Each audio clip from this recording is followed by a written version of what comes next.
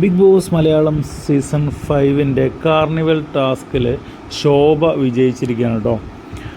ഒരു ടാസ്ക് ചെയ്യുന്ന കാര്യത്തിൽ ശോഭ സമ്മതിച്ചു കൊടുത്തേ പറ്റൂ ശോഭയെ. കാരണം ഓരോ ടാസ്കിനെയും സമീപിക്കുന്ന രീതി വളരെ വ്യത്യസ്തമാണ്. മറ്റുള്ളവർ ഒന്ന് ഉഴപ്പാൻ ശ്രമിച്ചാലും ടാസ്കുകളിൽ ഭയങ്കരമായിട്ടുള്ള തൻ്റെ 100% കൊടുത്ത് കളിക്കാൻ ശോഭ ശ്രദ്ധിക്കാറുണ്ട്. ഇവിടെയും ശോഭയെ സമ്മതിച്ചു കൊടുത്തേ പറ്റൂ. ചെറിയ ചെറിയ ഇറിറ്റേഷനൊക്കെ മറ്റുള്ളവർക്ക് ഉണ്ടാക്കി എങ്കിലും ശോഭ ഈ ടാസ്കിൽ നന്നായിട്ട് കളിച്ചു. രണ്ടാമതായിട്ട് വന്നത് നാദിറയാണ് കേട്ടോ. നാദിറ ഏകദേശം ടിക്കറ്റ് ടു ഫിനാലെ ഉറപ്പിച്ചു എന്ന് തന്നെ പറയാം. ഇതോടുകൂടെ ടാസ്ക് അവസാനിക്കും. അതോടൊപ്പം തന്നെ 9 പോയിൻ്റ് നേടിയിട്ട് നാദിറ ഷുവറാണ് ടിക്കറ്റ് ടു ഫിനാലയിലേക്ക്.